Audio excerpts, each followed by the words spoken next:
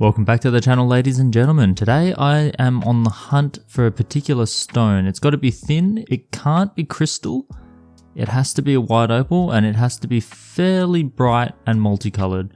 So this is the candidate we've got here.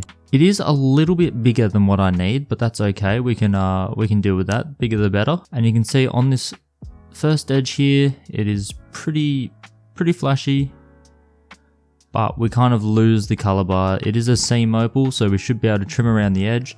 This side here has me a little bit scared. We've got some sand biting into it. It could be coming in all the way from over here, or it could be coming in all the way from up the top. Don't really know.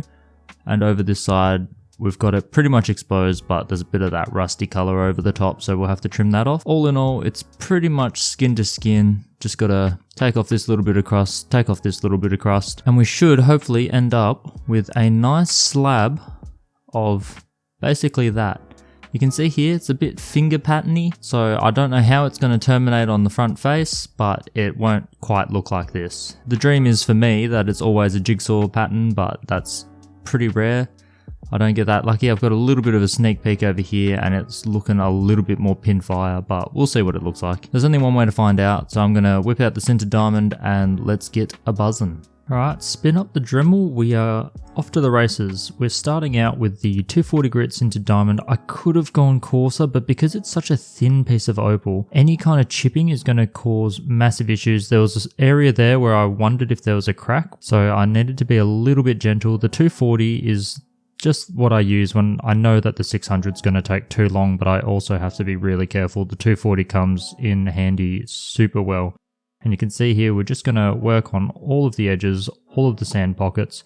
Don't work too hard on the edges, and also make sure you go with the edge and not across the edge, because like I said, the chipping is bad, and even the 240 will chip. Even the 600 can chip sometimes if you're really unlucky. This is that area where I thought it might split, so I was pretty careful here, but I did also want to start here because if you do have any areas where you're a bit scared, start there, because if it does break, you can then spend the rest of your time fixing that up. And you can see here with the 240, I'm just having a peek at the bar. I just want to assess how much potch there is on each of the faces. And you can see on this one, it's starting to peek through. I'm not pushing hard. I'm also not trying to get rid of all those little sand spots. I just want to get to this point, have a look and say, all right, there's not too much potch there. There's pretty good color. You get an idea of the pattern. Maybe not lock it in 100%, but pretty close. Whereas this side, I can see it's really potchy. There's potchy spots all over the place, so that's not going to perform all that well. Whereas the other side here is a lot better. So we're going to switch to the 600 grit sintered diamond. And here you want to get rid of all the inclusions, just everything. Everything you can get rid of, you have to get rid of at this point. Don't ask your resin burrs to do too much work, you will wear them out much quicker. The sintered diamond, these burrs will last you years. Don't be too scared of using them too much.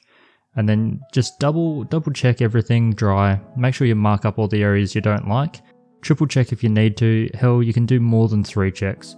Just keep on going until you get rid of all the spots. Use a loop. And then here I'll zoom in and I'll show you what these spots are actually marking up, because they look bad, they look huge, but it's all these tiny little spots. You might not even see them by the naked eye. The next stage is to go with a 600 diamond and just smoothen out a few of the areas. If it's too undulating, it just makes your carving a lot more difficult, especially if you're a beginner. You do want to try to get it as smooth as possible. It's not going to be as smooth as a cab, but you do want to minimize your valleys and your peaks because they are going to be pretty hard to hit. So you can see here I'm just flashing the light over it, having a look each time, just trying to get it to a point where I'm happy, and then I'm switching over to the hard resin burrs, 200, 400, 800 and 1500.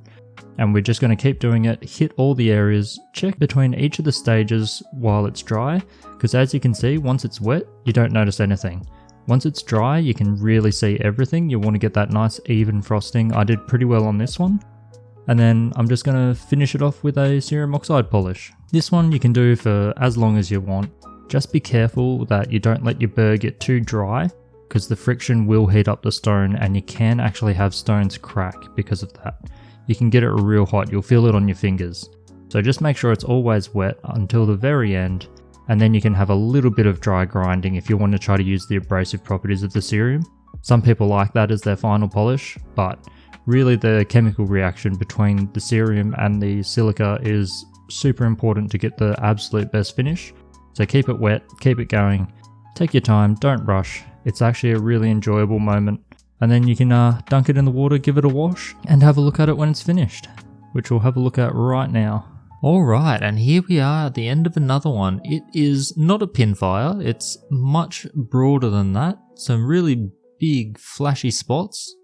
A much better stone than I was actually aiming for, but I can still use this one for what I had planned as the follow-up video. So you will certainly be seeing this one again. As you can see, it's full multicolor. Not as undulating as I originally planned to make it. If you go real sharp in and outs, it's just an absolute nightmare.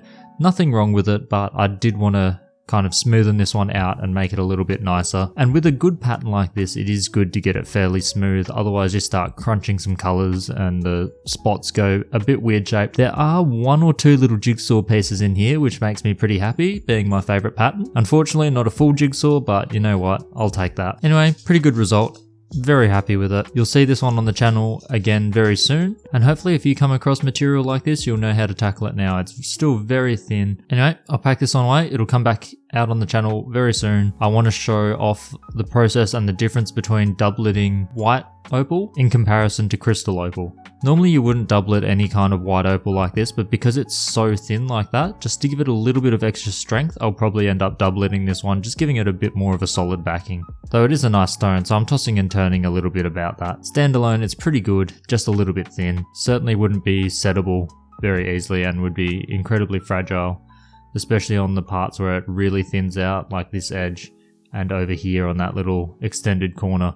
Whereas if I doublet it, it'll be well and truly strong enough to set. I could just change the outer shape a little bit, maybe curve that one back in. Infinite possibilities, infinite potential. It's just great to see good material. And I should mention this one came out of a Blacklighters parcel, and this stone alone is probably worth the value of the parcel in general, which is always great. When you can get one stone to just cover the parcel, there's no more pressure on the rest now. And being Cooper Pedy material, it finishes up really nicely. My fingers are still a little bit wet, but I've tried to dry the surface a bit and it's just a beautiful shine. Anyway, let me chuck it back in storage and I will see you in the next video. We may even whip out the flat laps. The giveaway question was whether I should continue carving or whether I should bring the flat lap out while I'm struggling with this workshop, and a lot of people did seem very interested in the flat laps. Many also mentioned that the carving is still a popular item and I'll never give up carving, so I'll probably be doing a hybrid blend, but I'll probably whip out the flat lap and do a quick couple cabs on that while I'm really struggling for space, more so than before. Who would have thought? Anyway, good luck, have fun, stay safe, enjoy your carving, and I'll see you in the next one.